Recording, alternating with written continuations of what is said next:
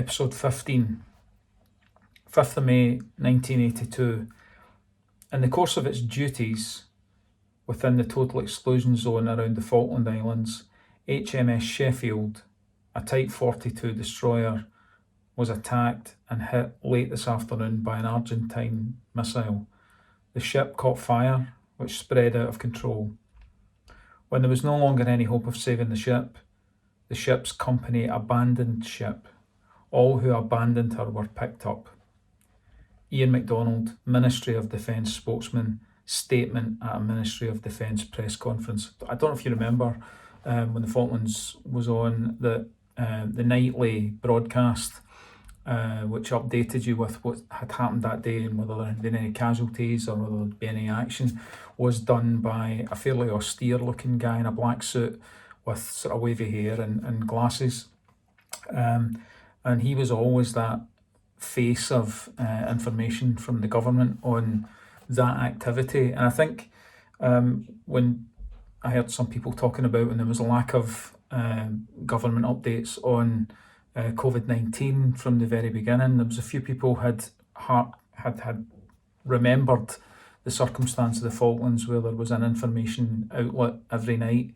I certainly did, and it's one of these things that will always stick in my mind, along with things like actors' voices portraying statements from the IRA and stuff like that when you go through the 70s and 80s. Anyway, on with the story.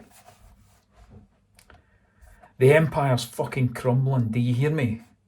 The opening line of Fat Franny's Council of War meeting reverberated off the bare walls of the Ponderosi's double garage. A bare bulb swung gently like the one in the opening sequence of Callan, but apart from that there was no movement. The four figures sat at each side of the rectangular table were motionless. This was indeed bad news. We've run this fucking place for ages now, and these arrogant wee pricks came in and just fucking take over, and we're sitting back letting the cunts do it. See the analogy with the Falklands War and this wee war that's happening in Kilmarnock? Just in case you hadn't noticed that there.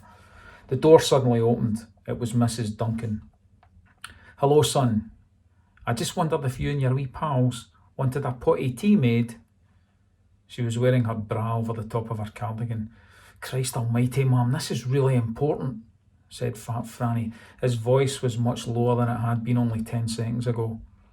We're fine, nobody needs anything. Thanks, but I'll walk back in and watch your crossroads, will no be long. They all watched her go, and Fat Franny waited a full minute from the point when the door closed behind her. He scanned the three faces for any sign of mirth. Satisfied, he continued. Look, if we don't get a fucking grip here, every cunt in this room's going to suffer. Fat Franny leaned back in his chair. Well, ideas. Why don't we just kick their cunts in? Inquired Willie the painter. Maybe because the fucking cops have let them off with the Tory club shambles. That means they've assumed some other cunts nicked the booze. And maybe afore long they'll be speaking to you two pricks. If the three of them get a doing, it's going to look suspicious. Do you not think so? At least Fat Franny's volume had reduced, although the tone was still there. Why don't the three of us just kick your cunt in then? The words formed in Hobnail's head, but they didn't make it out of his mouth. Something more than just his inarticulacy always stops sentiments like these. Maybe someday though. It's got to be something that nobody can connect with me, shouted Fat Franny before slamming a fist down on the table. They've got a thing coming up with that daft fucking mod group soon. There's tickets all over the place, said Des Brick. He had succeeded in appearing the calmest man at the meeting. When's it on? Fat Franny's interest was now focused on Des, to the exclusion of the others. End of the month, I think.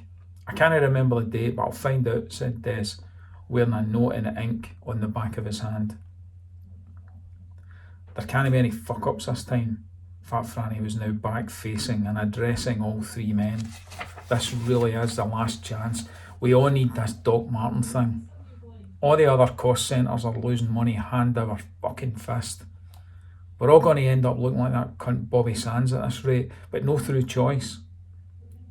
Fat Franny smiled at this, allowing the others to appreciate that a part of his rage had now passed.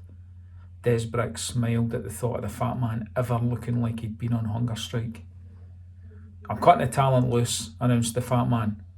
"Haven't told them yet, but I need the Martin contract as a bit of security first." Hobnail said nothing, but it was hardly surprising.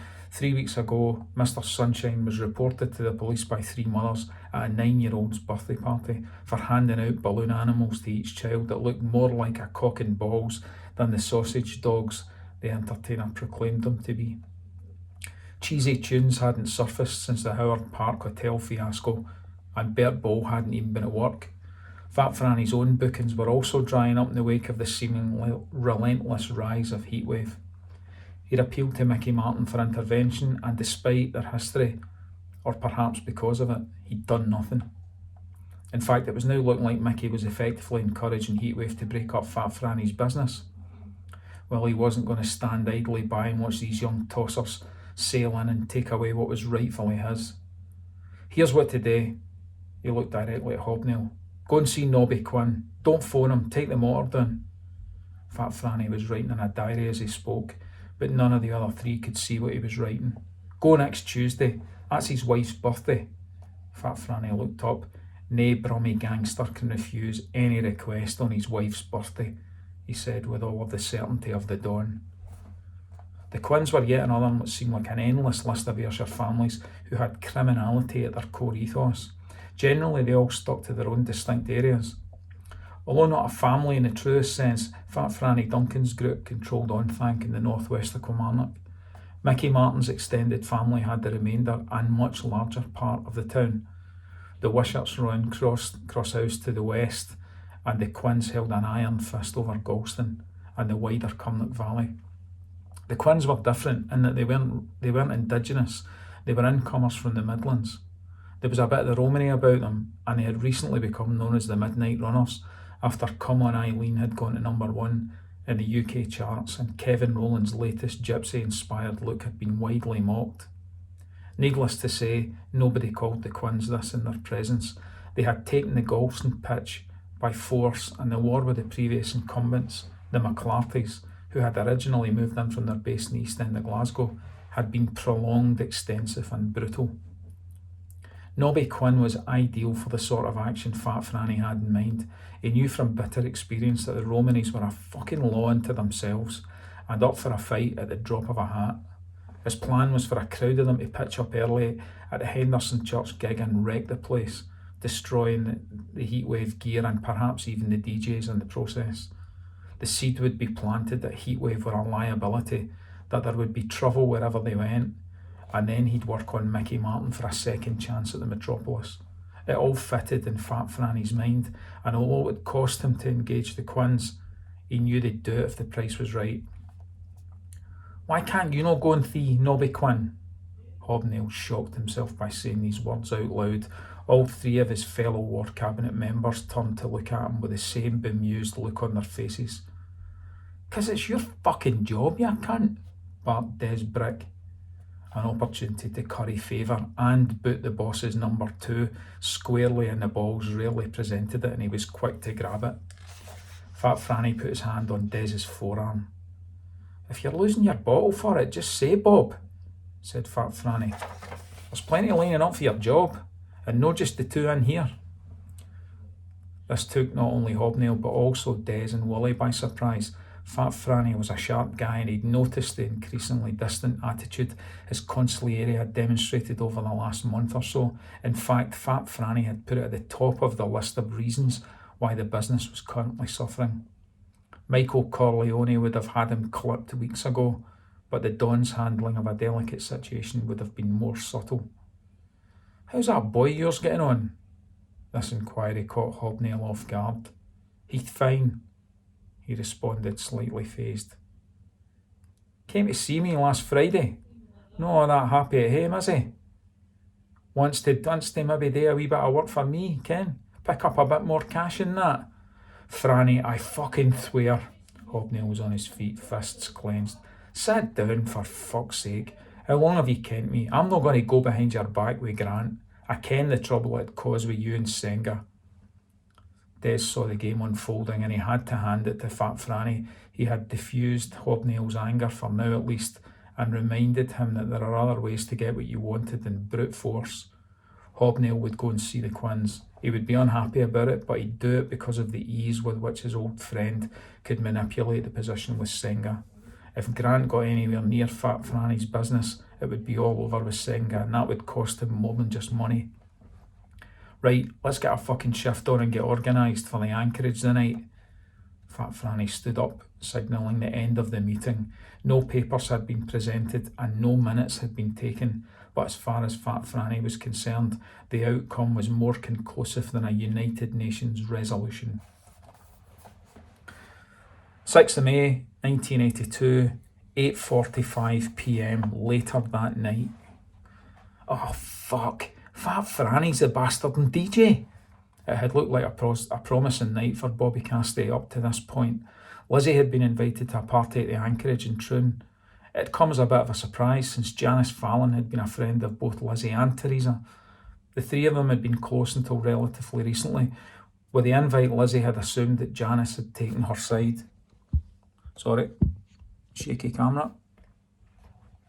She never thought for a minute the stupid cow would have invited both of them, but there she was, Teresa Morgan, standing next to the DJ booth, all blonde, layered, feather cut and new romantic makeup.